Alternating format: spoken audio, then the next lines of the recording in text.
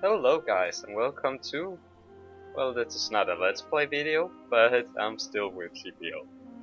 And I recently got my hands on Heroes of Might and Magic 6 and I have to say it's a great game. It's a great game following the Heroes of Might and Magic 5, which was also a great game in my opinion. And how much have things changed? Story-wise, it still focuses on the Griffin Empire, but I haven't played enough to actually figure out too much what this is all about. But I will tell you that the graphics are a step up. The Haven units, as I've seen, you'll be familiar with them, and that's pretty much where things stop. Now, all the bad things I'm going to say, none of them are ruining to the game, but they are game changing in the sense that you'll get confused and make quite some dumb mistakes. But the first thing I want to point out is for you people owning a Razor deathadder. This might happen with other mices, but I haven't heard in a case where it happened yet, so all I know is this happened with the deathadder. When I first got into this, if I would move my mouse like this, I would get extreme lag spikes constantly until I stopped moving my mouse or moved it like this, or very slow at least. And making those huge movements, it got very annoying on the overworld map. So the first thing I thought was my graphics setting was too high. Then when I tried again, I still had the same issue. Then I tried putting the game in window mode,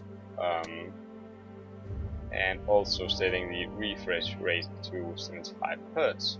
I don't own a 120 Hz screen, so yeah. But it didn't solve the issue either, it was the absolute same.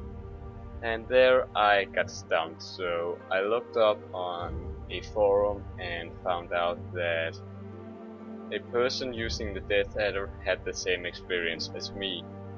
And apparently it turns out it has something to do with the polling rate. So I decided to take that to heart. I set my polling rate to 125 Hz and I retried and it fixed the issue.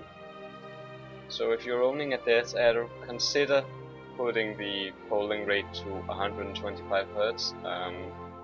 If you're still having the issue, I heard setting the game into window mode would be a temporary solution. At least you wouldn't feel it as much. But enough with that. Probably want to see something game-wise. And I am going to do that. So what has changed in the Griffin Empire? The Duke died and his son took over. And his sister is now a necromancer and she was the killer of their father. That's what I remember from it at least. Duke Pavlov Griffin. Butcher. Yeah, mine is still a little laggy on Slava, you've on the cinema screens, yada yada. So you'll see the overworld map has changed a little bit. A lot more of detail added in structure and basic environment. This one you can't do much about, so I don't know why it's there. And here's your hero. No, I can't do that yet. Still, a new thing is, I don't remember there being much of this unless you took Seer Huts in Heroes of Might and Magic 5. But it seems like this is going to be a part of Heroes of Might and Magic 6 in the campaigns. So yeah. Now to look at the battle sequence, and it's fine, but it really drops the ball many times. But the first good thing I have to say here is the encounter screen here. You'll see your amount of units, also as well as the enemies. Now, it would make sense for you that you can't right-click on the enemy units to see their stats, abilities, so on. But guess what? You can't do with your own either. You have to check that before you go into battle. Now, this might seem like a minor inconvenience to some, especially considering you can't even see your own hero in the beginning. But let's get into the attack mode, and it fails in a few examples here as well. But let me get into that. The first time you do something, it seems pretty standard, you know. Nothing difficult in this case, but guess what? You can't defend or wait on the first turn in this game. Who thought it would be necessary? I'm not going to lie, I don't get it.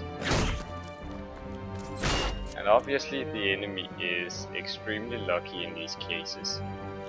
That's just my general experience of this, but could just be me who's a little whiny bitch.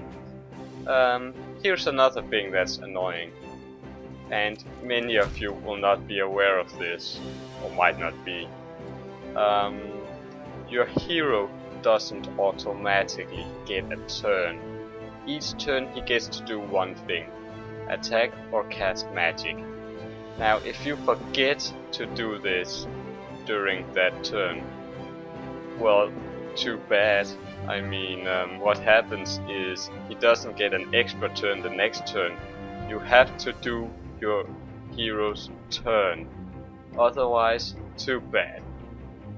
Now that I have that out of the way, you'll see that these two will highlight. I have no spells yet, but this one will highlight to indicate that he can attack.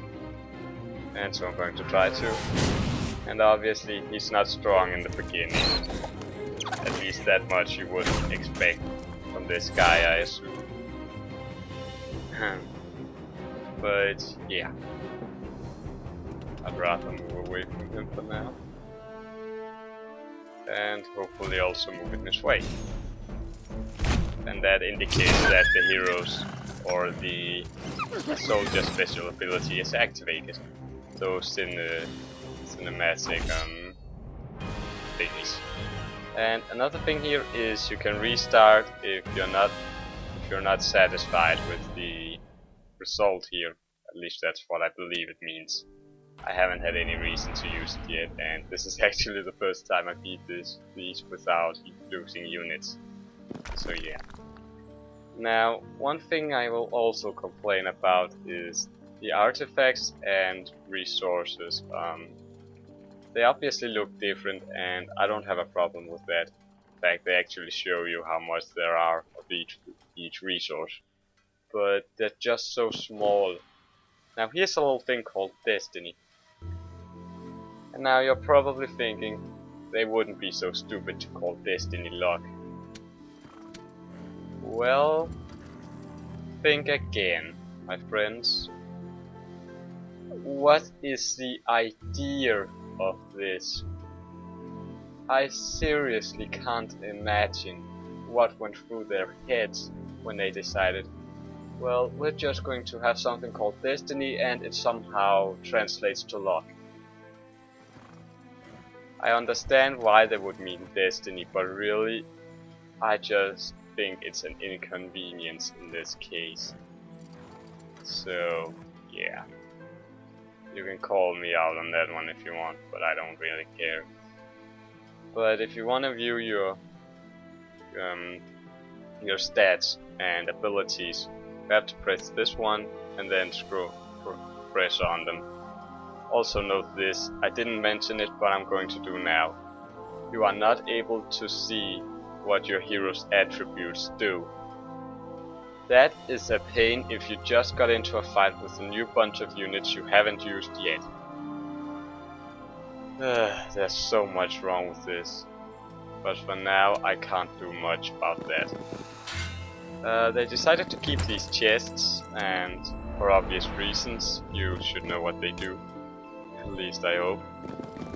Unless you're new to the series. Of course I can't blame you for that.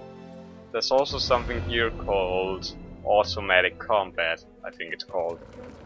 And it does what the name suggests. The CPU will automatically battle for you. And you can see what the outcome will be before you decide. Do I want that outcome or do I want to change it? So if you get a bad result, you can change it. You can change it by battling it yourself. And that I think is actually a good idea in case you're not satisfied with the outcome. Now these guys are doing too much of an effort in annoying me. I can't have that now, can I? Oh well. Crash. At least I hope it's still called that. Didn't do too much of an effort in checking that out. But now you have seen what the whole battle, the overview and so on is all about. So that ends my little review here, guys. I will be doing a let's play of this eventually, I just don't know when, probably soon. And I'll see you with some more gameplay soon. So take care, peace out.